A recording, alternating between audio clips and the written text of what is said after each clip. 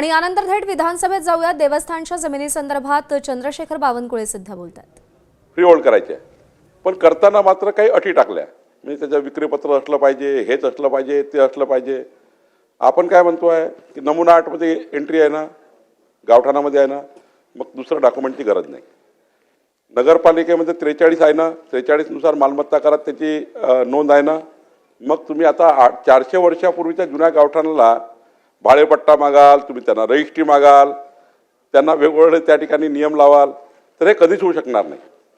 म्हणून या कायद्यात आपण काय करतोय, 5% माफच करतोय, 1 रुपया घेणार नाही, 1 रुपयाचं शुल्क नाही। रेडी रेकनरच्या किशोर पाटील काही रेडी रेकनर घेणार नाही आहे, आपण कुठलंही शुल्क घेणार नाही, फ्री होल्ड करतोय। आता हे सरसकट होणार आहे, हा कायदा आणल्यानंतर सरळ सरळ त्यांची क्लास 1 मध्ये एंट्री येईल आणि एंट्री होऊन या सर्व जमिनी त्या ठिकाणी ते घरं आता त्या ठिकाणी फ्री होल्ड होणार आहे।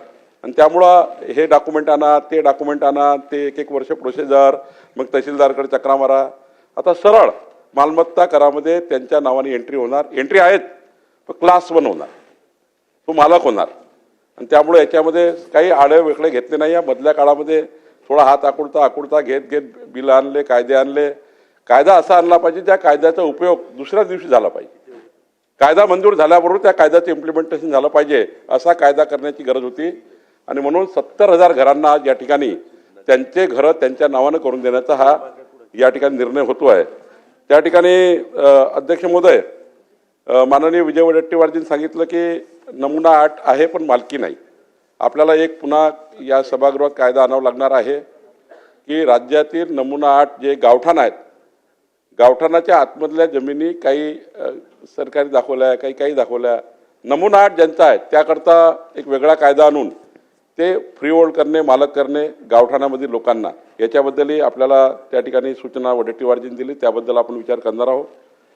दुसरं, जयंत पाटील साहेबांनी देवस्थान इनाम जमिनी, निजाम इनाम जमिनी यामध्ये जे काही त्यांचा एक डाऊट होता तो आपण डाऊट क्लिअर केला की हा कायदा फक्त एवढ्याच गटाकरता आहे, एवढ्याच परिवाराकरता आहे, एवढ्याच गावठाणाकरता आहे। त्यामुळे कुठं त्याचा काही संबंध दुसऱ्या कुठल्याही जमिनीशी नाही आहे, त्यामुळे मी हे स्पष्ट केलं आहे। त्या ठिकाणी वडेट्टीवारजींनी सांगितलं की तुम्ही एक हे चेक करा राज्यामध्ये की देवस्थान इनाम जमिनी, निजाम इनाम जमिनी लोकांनी लाटल्या आणि सरकारी जमिनी लोकांनी लाटल्या, त्याबद्दलची एक त्यांनी श्वेतपत्रिका म्हटली। पण श्वेतपत्रिका वगैरे विषय लागू होत नाही, पण त्याला एक पूर्ण या राज्याचा डेटा, महसूलच्या जमिनी किती होत्या, त्या कुठे कुठे आहेत, त्याची परिस्थिती काय आहे, त्या ठिकाणी कोकणामधल्या खास करून देवस्थान, त्या ठिकाणी आपले पश्चिम महाराष्ट्रात देवस्थान, तिकडे मराठवाड्याचे देवस्थान, याबद्दलही आपल्याला काही गोष्टी करावं लागणार आहे। ज्या लोक कसतात आहे जमिनी, त्या जमिनी त्यांच्या नावानं करण्याबद्दल काय कायदा असला पाहिजे। जसं खिदमत मास, मदत मासमध्ये सुरेश धसनी सांगितलं की अजूनही अनेक जमिनी अशा आहेत ज्या शेतकऱ्याकडे आहे, 50 वर्षापासून वहिवाट आहे, पण त्या जमिनी क्लास 1 त्या शेतकऱ्याच्या नावानं करून दिलेल्या नाही आहे। त्या संदर्भाने काही 11-12 लाख हेक्टर जमिनी ज्या मराठवाड्यामध्ये आहे त्या जमिनीबद्दल सुद्धा फ्री होल्ड करण्याबद्दल कायदा आणावा लागणार।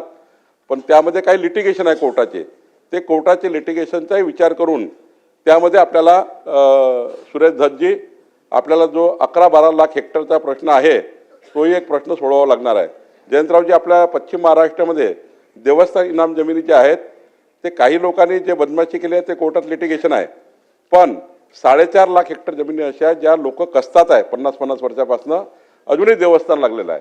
कोकणामध्ये अनेक देवस्थानच्या नावानं छोटे जे लोक आहेत त्यांच्या जमिनी देवस्थानच्या नावानंच आहे, ते देवस्थानही तयार आहे की हे याच्या नावानं करून दिलं पाहिजे। 50 वर्ष झालं त्यांच्या नावानं जमिनी आहे, त्याबद्दल वेगळा विचार करावा लागणार, याचा संबंध नाही आहे, पण वेगळा विचार करायला। एबीपी माझा, उघडा डोळे बघा नीट।